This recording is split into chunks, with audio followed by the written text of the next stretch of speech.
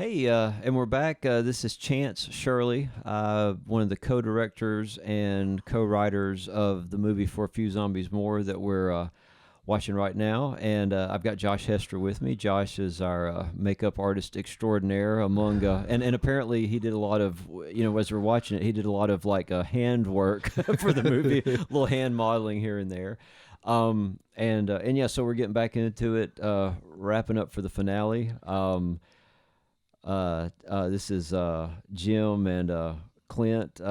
Clint's I think finally decided that he's had enough, and Jim might not be long for this world. Yeah, and originally we were going to. He gave me that straight razor to try and dull it down, so we could actually maybe show some throat slits. But those things are such a thin blade, you cannot even dulling it down. It's still going to cut you. It's still too dangerous. So we had to cheat. Didn't we end up getting another for the knife fight at the end? Didn't we end up getting a plastic one or something? That was for her knife. We ended up getting a basically like a training knife, right? And Chuck gave it to me to paint, and I painted the blade silver. And so was Michael using the real switchblade at the end? Well, we did only have the real straight razor for the fight. But she had her hunting knife. We put a fake knife in there for the fight. I didn't realize that. So we had one real blade. so many levels. Yes. Oh man. Well, luckily nobody got injured. No. We'll show no slashings. And trying to, yeah. Catherine's all for it. Lee's trying to be tactical and trying to. Girl with no name going headlong into danger, yeah, or possible danger. Oh, this played well. And I guess that was we just put a bunch of blood on Chris and put some in his mouth and let him. I had a tube running up his arm, and I was pumping it the whole time. So we were getting fresh blood the whole time. Yeah, that's why you keep seeing it come through his fingers. Yeah. Yeah, Trap had to do that for me when I got my throat slashed. So Trap had to be the effects guy for that and pump the blood. Everybody wears many hats on our productions. That's the truth. That's the truth. Michael with his cigarette that he couldn't smoke in the car. I just like this line here at the end. Let's go see about that chief. With this chief.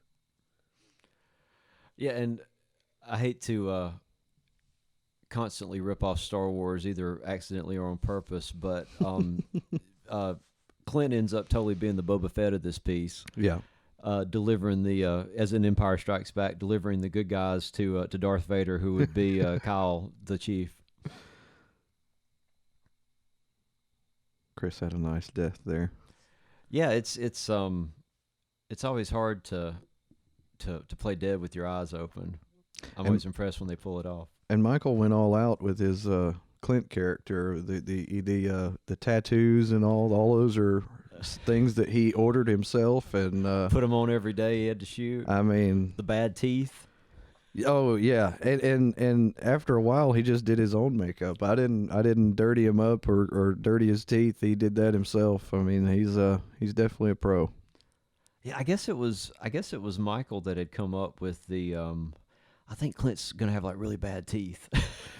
He's so good, you know. It's such a great little character bit, you know. Yeah. I ended up doing I ended up writing a novelization of For a Few Zombies More in the spirit of the old novelizations that we used to have back in the day before, back before we had like home video. If you wanted to relive a movie that you saw in the theater, you pretty much had to get the novelization. And the way you traditionally did that was the novelization was written before the movie was finished. In my case, I wrote it after the fact, and there were so many little moments that I could bring into the book that I would have never have realized just if I was just working from the script. The fact that Clint had the bad teeth, that was something the actor came up with, and something I had a lot of fun with in the novelization. Every time I would mention Clint in the novelization, I would always talk about his rotting teeth. It just added a lot of character. Were Where are those books available? Can you order them through Cruelist? You can actually, yeah, if you go to cruelist.com, I think you can find a link to Amazon. But yeah, sold wherever books are sold. Wherever fine paperbacks and our table at a convention somewhere. Yeah, we'll happily sell you one if you see us at a horror con. Yeah, I got to make for years I've been meaning to make a like a Kindle version of it. I'd sell the Kindle version for 99 cents because Sure. but it's a lot of formatting, and I think this is the rest of Ruben's family. This zombie walking Zombie up. That was his wife. And here's Chuck walking up the street. I like his mumbling walking up the street. Yeah, and the Jimbo did a great job lighting this. I'm not one to brag about myself, but I'll brag about Jimbo all day long. That was my cigarette smoke on the side of the screen there. I'm proud of that. And here's my old car. Oh yeah, is it so? Is this car with us anymore, or did you get rid of it at some point? It died on Halloween night. Oh, appropriate. Still have it. I still have it. It just doesn't run. There's me and Jeff. Yeah, that was Jeff in the passenger seat. That's Jeff Carroll, our I think we ended up giving him an associate producer credit. He should have. He deserved that. Yeah, absolutely. He came on as as basically just a production assistant, and just brought so much to it. I love the fake wrecked car. We just popped the hood a little bit and ran the fog machine out from under the engine, and I think it works pretty good. That was all Trap there. Trap's ingenuity making that happen. And with the fog coming in from outside and the car light, it looks good. Yeah, like I said, I'm just gonna brag on Jimbo all day. It's fun. Sometimes you make a low budget movie and you're like, well, that scene came out okay, but if we'd had more money and time, it would have been better. But that scene where Chuck comes in with the car behind him in the fog and he turns the light on, I mean, I think with a $10 million budget, it wouldn't have looked any better. It just sometimes some things come together. Yeah, sometimes you just get what you want. Even with limited resources, that always makes me happy. This is one of my favorite parts. Finds the old clothes from Hide and Creep. Some old laser discs. Outer Limits, one of my favorite shows. Dawn of the Dead, obvious reference there. And the Star Wars trilogy. Pre-Lucas meddling. Though, if you look closely at that box, I think that box set is actually the special edition. I think it's actually post-Lucas meddling. I think you're right. But for the purposes of the film. Yeah, for the purposes of the film, just pretend that those are the non-special editions of the Star Wars movies. Now, were those Chuck's or are they yours? That was my Laserdisc player and Chuck's Laserdiscs. Wow. And I think I've inherited those Laserdiscs from Chuck. I've got to get I've got a player that still works, but I think the lens is dirty. Yeah. So I got to find somebody that works on Laserdisc players. That's going to be hard to do in 2019. Holy Sam Peckinpah's Wild Punch. Love it. There's all of Jeremy's guns there. Yeah, it's fun having a video store clerk character in the movie because he can effortlessly make all those movie references and nobody thinks twice about it. Exactly. It's all fair game. A little World of Worlds reference here in reverse. You can tell if you look closely. It was a hot night. Michael's sweating a little bit. Oh yeah, the earlier when I was on the guard tower, that was shot in July, and I've got a jacket on and this is bacon. Yeah, Catherine would show up to set some days, and she's like, "Why am I wearing this coat?" And it's like, "Well, it's supposed to be like the fall, She's like, "Yeah, but it's July." And I'm like, "Well, yeah, it's." We just got to sell it just for a minute. As usual, when we started this project, it was going to be quick and dirty, and we were going to knock the whole thing out in 3 months, And a year later, we still hadn't finished. Got super ambitious. Now that's Daniel Emery Taylor, who was in like the Swamp. He was in Swamp Thing 2. Swamp Thing 2, yeah. Return of the Swamp Thing. He was the little kid with the Auburn shirt on that it was just so hilarious. War Eagle.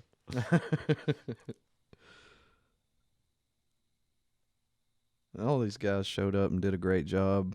I can't remember that fella's name with the beard next to him, and he I've seen him a couple of times. He's a good guy.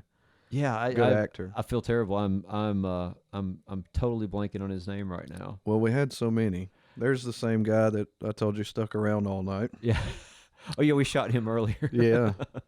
By shot I mean we videotaped him and we shot him we pretended to shoot him with a gun. This shot came out really nice. This is just me standing on the edge of the super dangerous place too. No guardrails. This is me standing on the edge of that, trying not to fall off. I say that, or it could have been Jimbo running the camera at that point. I'm not really sure. One night we were shooting. One of these nights that we were shooting here, I had a gig with one of my bands, and so I'd sit. So the crew was out shooting, and I wrapped the gig at like 2 a.m. and showed up around 3 to help finish up with a case of beer. With a case. Oh well, that was very considerate of me. Yes, it was. That's can't believe I'm blanking on the other thug's name. Is it Liam Cunningham? I really can't tell. I really can't say. I feel like such a jerk. I hope he doesn't hear this. He's a great actor though. Yeah, and he's a great guy. I see him I don't see him a lot, but I run into he's a Birmingham guy, and I see him at our local film festival every year. We always and I mean, in fairness, we only had him for like a couple days on this shoot. So this right here. Now I want to talk a little bit about this. Okay. This was fun because when they do stand back and give him the old all the gunshots, the close up is Chance with the camera about 2 feet away from his face, and me right up under camera with a bowl of blood and a paintbrush, just flicking blood everywhere, trying not to get it on Chance's camera.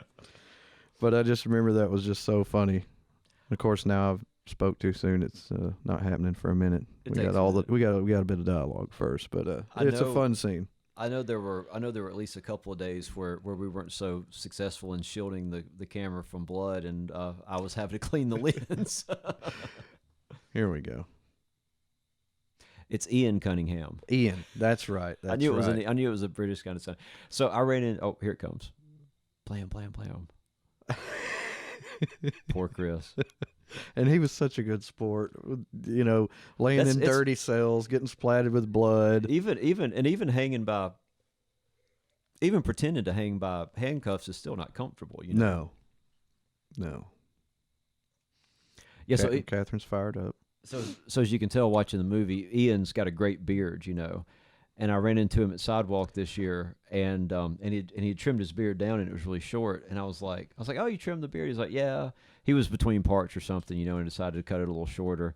I was like, man, I'm so jealous of you. I wish I could grow a great beard like that. And I had a few days stubble, and he was like, I don't know, man. You could do like a Keanu Reeves kind of thing, And I'm like, yeah, but it's so scraggly. He's like, it might work. And I'm like, it's so gray. If it grows out, I just look like a sad old Santa Claus, No. Speaking, man, there's so much great facial hair in this movie to be jealous of. Kyle has an amazing mustache. Michael's awesome got a stash. great beard. I really like this part when they figure out who they know. What? Lee. And we did do a total cheat here, where it was actually one of Chuck's. The character Natalie in Hide and Creep, she was probably 14 or so at the time, maybe 15, and she was played by one of Chuck's nieces, and her and Catherine both have dark hair, and that's probably the only way they favor each other. Right. So we totally cheated. But it's we're kind of all over the place with casting. Chris Hartzell played a completely different character than he did in the first movie. Kyle played the same character. We had a different actress. Trap was in there several times. Several times as a different character. We had a different actress playing Natalie that was playing it from the first movie. You just kind of have to roll with it, Of course, Trap, that was why he wanted me to shave his head, or he wanted his head shaved into a mohawk and face tattoos for this movie, so they wouldn't recognize him from the other one. I was like, Chris was right there, and he looks exactly the same. Yeah, the funny thing to me is that people don't realize that Chris and Chuck are in the first Hide and Creep together a lot. Yeah. Or the first movie, Hide and Creep, together a lot. And people didn't realize that they were brothers. And when I look at them, it's just like, to me, they look so much like, oh, sorry, go ahead. No. I was just going to mention this part right here. there's actually a really big hole right there. Which you can see here in a second. Yeah, right. there it is. But myself and Trap, mostly Trap, rigged up we put a mattress down on some tie straps across this hole and had Michael fall on it. And I mean, it was kind of iffy, and of course Trap jumps straight up and just jumps in the air and lands on it. See, it's fine. And he's like, okay, I can do it. And then, but we had a lot of fun doing this. I'll tell you what, though, since we're just doing it for this special commentary and nobody's going to hear it again after it airs on Mascot, if the people that ran the Wade Sand and Gravel had come by and seen us doing that, they would have probably called the cops because it was so dangerous. No one was hurt in the filming of For a Few Zombies More. Yeah, no zombies or people were. Well, there was probably some minor injuries, but I love this how Michael dies and Michael walks back up the steps. Two separate characters. Nobody can pick that apart. I mean, he just did them so well. Yeah. And then here we go with here's that Boba Fett scene I was mentioning earlier. Getting ready for a knife fight. I liked his Clint Southern drawl. Yeah, he said I can't remember if it was supposed to be like Truman Capote. He was no, it wasn't Truman Capote. It was the lady that wrote. I think it was the lady that wrote the 13 Alabama Ghosts. I can't remember her name. You know who I'm talking about. He's when we were all young, living in Alabama. This author who wrote about like local folklore and stuff. She would always come around to schools and stuff and do presentations and do readings from her stories. And Michael had seen her when he was younger, and she had this great like old Montgomery Southern drawl. drawl, and so Michael decided that he was going to pay homage to her with this really evil character, you know, which I did not know until just now, and that's amazing. It was either, I'm pretty sure it was her. It might have been the lady that wrote To Kill a Mockingbird. Oh, I'm so proud of this shot. We got this in one take, and it was the shot, and then the little blood trickle comes out, and then Kyle falls, and then it took a long time to set that up, of course. And after we did the take, Kyle was like, "You want another one?" And I was like, "Absolutely not." I don't know, man. It was kind of perfect. I mean, we could try it again, but it's just not going to get. And again, that's another one of those shots that even with a $20 million budget, it would have not looked any better. You know? No, I just got really lucky with that. We had a tube run up. We had a garbage bag cut into like a tank top, so he wouldn't get blood all over him. Under his shirt, and I taped my hose to that and ran it to this little hole that he had burnt himself with a cigarette right in the middle of that star, and it timed perfectly. Anytime you're working with blood tubing, you're always going to have several takes, and I was really proud that we got that one in one take. Yeah, it just never those blood effects are never quite as simple as you think they're going to be. No.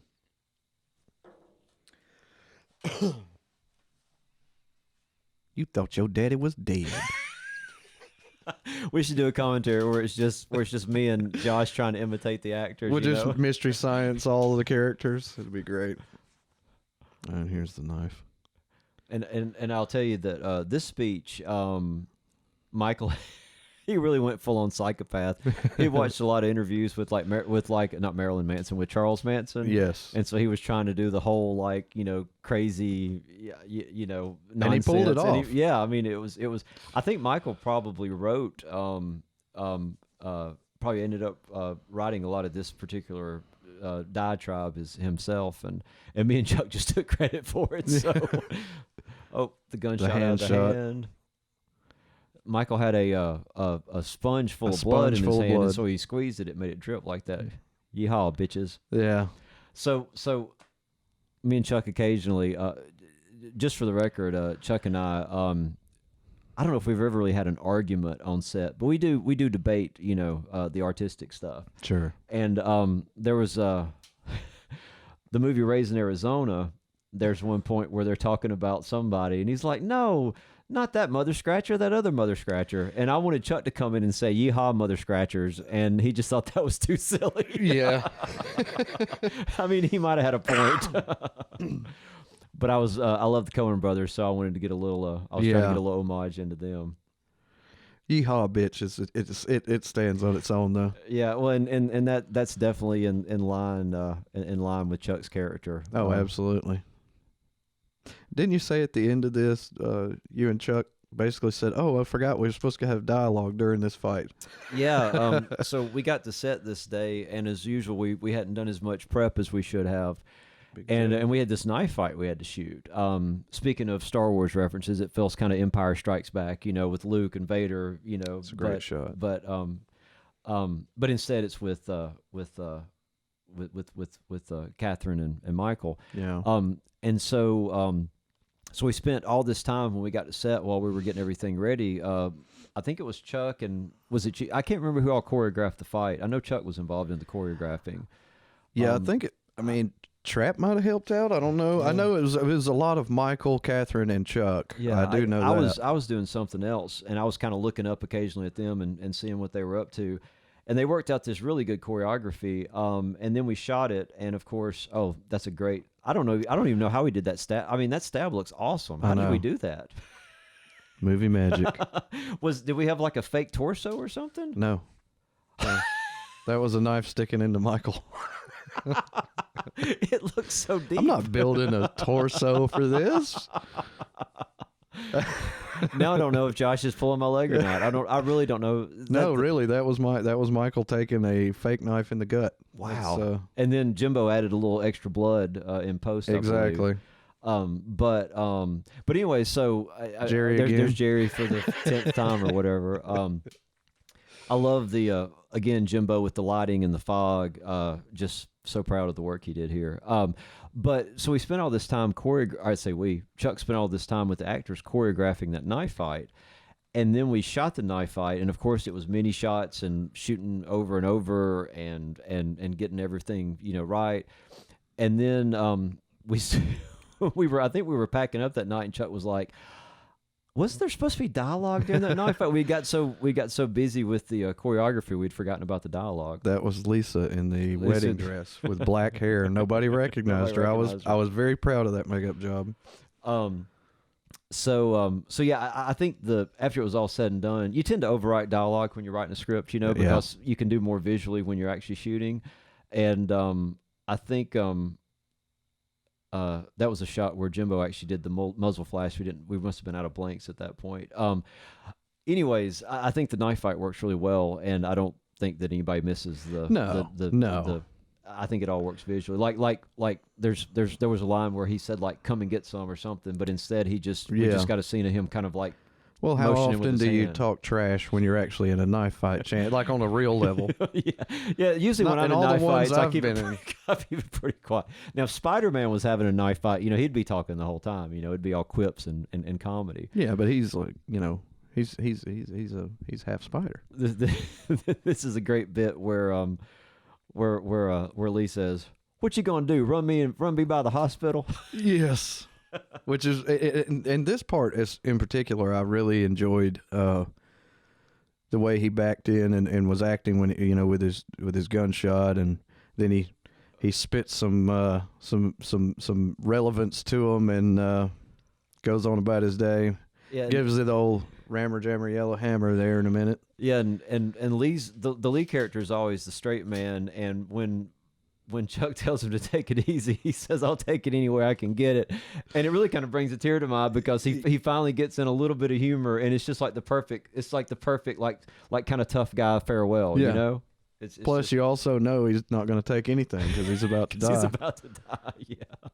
So it's a fitting farewell to Lee. And this, I mean, you can't really see it from here, but I walked into this scene from the background, and there was just piles of zombies on people eating, and just walking into that, it just really looked crazy. Yeah, we really hadn't. Well, I gotta shut up for a second because this is another got getting the Simtex out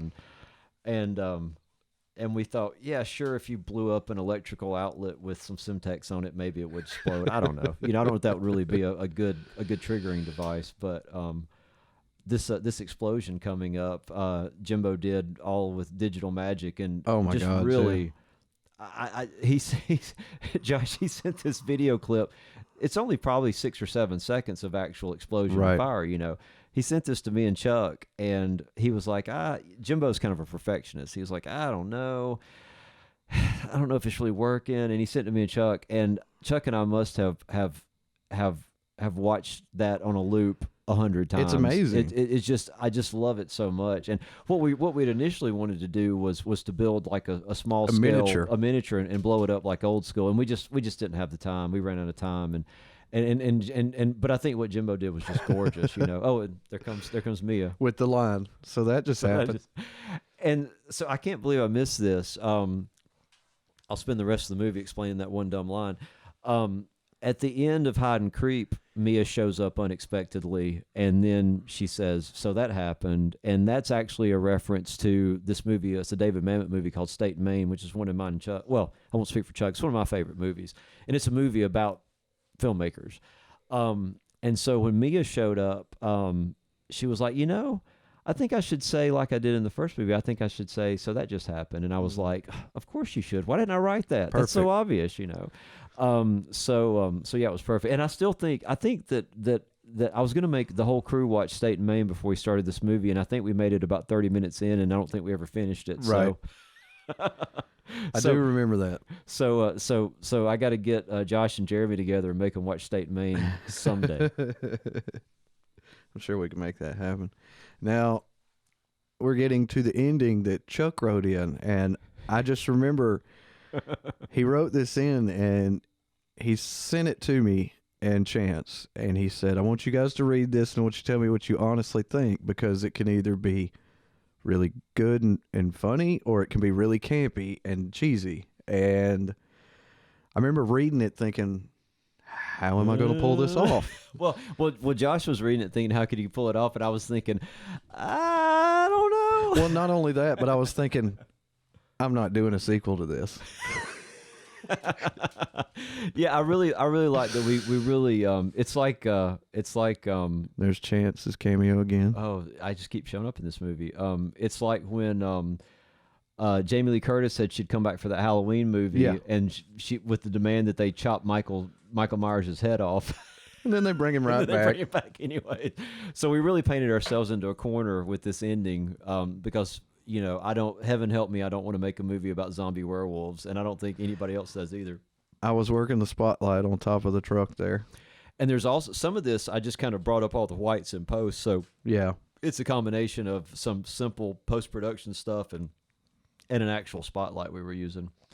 At this point, I can't imagine we had many lights left to work with. This was pretty late. We in the did have shoot. one big spotlight on top of a ladder, and that was what I was using. Okay. I'd forgotten we even had a ladder. Yeah, right in front of the truck. Well, is that it? What's going to happen?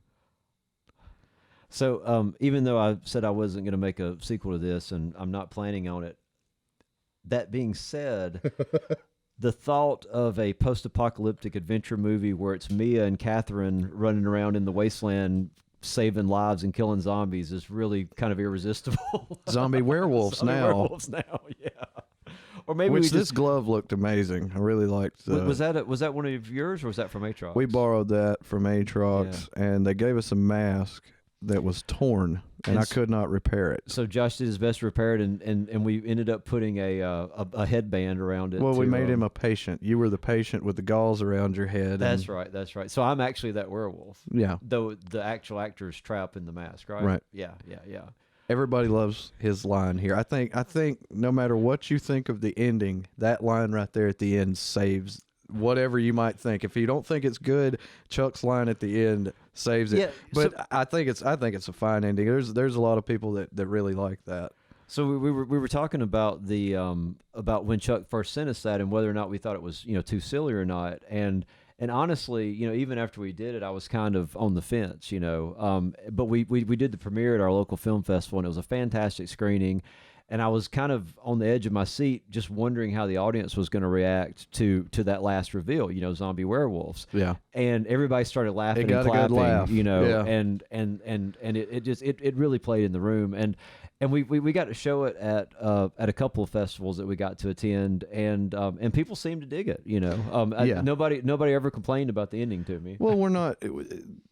This was an action comedy with zombies in it, and it's not the most serious thing in the world. There's a lot of humor in it, so that kind of was the punchline to the movie. I think it really, like, because when you watch a movie that's loaded with all this different things, how are you going to finish it? And that finished it, and then I think people were just like, "Oh, okay, I never saw that coming. That was great." So, special thanks to the town of West Blockton, who went all out for us. They blocked off streets, they wet the roads down, Brought the fire trucks. Yeah, I mean, we had the run of the town, and it was pretty great. Yeah, it really was great. These are all the great local Birmingham musicians who let us use our music. Also wonderful people.